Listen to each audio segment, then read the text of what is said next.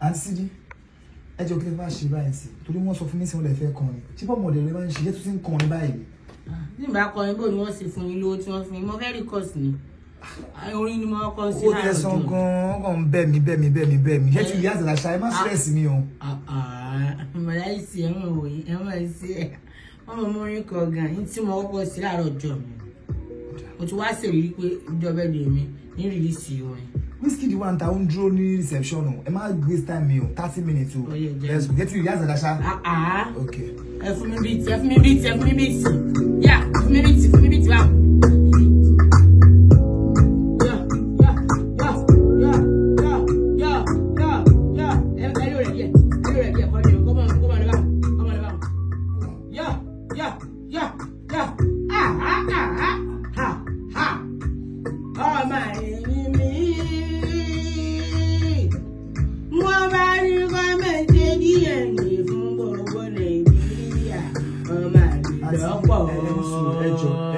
Ẹjọ́ tó lọ lọ. Man jà mí ta ló gbowó lọ́wọ́ yín ta ló book section fún mi báyìí tó lọ lọ. Kúrẹ́ tí yẹ ti yá sí ló ti bá kọ́ studio rẹ̀. Ṣé ní ẹgbẹ́ bá ẹgbẹ́ kí máa ń bá Ọlámi sọ̀rọ̀ kó wà lórí ẹ̀ nílé. Ẹ mọ̀ wọ́rí mo kú ìgbà mo ti gbà wọ́ọ̀dù rí. Ẹja mọ̀.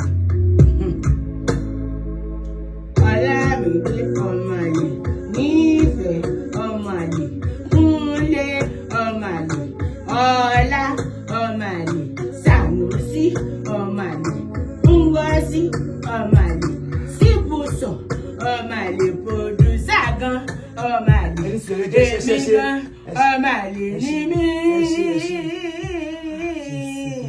Ìyábọ̀ ọmọ àlè Sànúrí ọmọ àlè Núrù ọmọ àlè Ibrahimu ọmọ àlè Ibrahimu ọmọ àlè Fẹ́mi ọmọ àlè Bímbọ́ ọmọ àlè mi. Ojú producer mama rí o ẹni sùúrù. Everybody ọmọ àlè, everybody basta. Everybody say basta. Rọ́bà jọ wálé láti sì tó book section wálé tó bá fún wọn lówó wọn padà.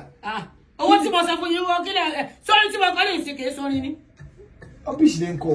Mo kọ́ dúdú lọ́jọ́ ìwáyìn mi ni. Ẹbẹ wáyìn mi start mọ́ ilé owó lòsì náà. Ẹbí sì. Nínú lè sọ. Ẹbí sì fún mi. Mo ti ṣe àtìsí bàbá ìdọ̀dọ̀ lọ́wọ́. Orí ẹ̀ mọ́.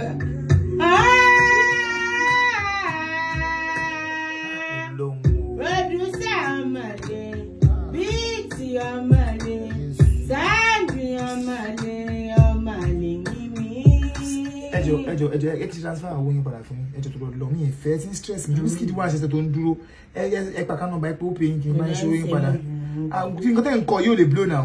Kò lè nǹkan tẹ́ ń kọ ẹ jẹ́ kí n ṣe transfer owó yín padà fún yín. Ẹ stress mi. Ẹ lọ pa ṣiṣẹ́ ọmọdọ̀ yín kẹ́ máa ṣiṣẹ́ ọmọdọ̀ yín. Ó ní oṣooṣàn yín o. Orí oṣooṣàn yín o wà láì gbogbo nǹkan tẹ́ ń kọ lọ́bí ṣe ń kọ. Ẹ̀yin ò lè build ẹ̀yin láì jẹ́ wájà ìṣe náà wẹ́dà. Mo ò lè build yín mi. Ẹ ṣe ọba bá ń pè skẹ́ẹ̀tì kan wá fún mi máa lọ. Èyí lè san. Ẹ fún mi lówó mọ́ 5 náà. Ẹ mú OP account yín wá ẹ máa pò pé torí mi ti láìpẹ́ owó kí n tẹ̀sí. 7. Ẹ ti lè bá máa ń jà wọ́n máa fún yín lówó. Ẹ wò ń tẹ́ ẹ fẹ́ gbọ́rọ̀ kẹ́ ẹ sọ owó yín sì kọrin náà.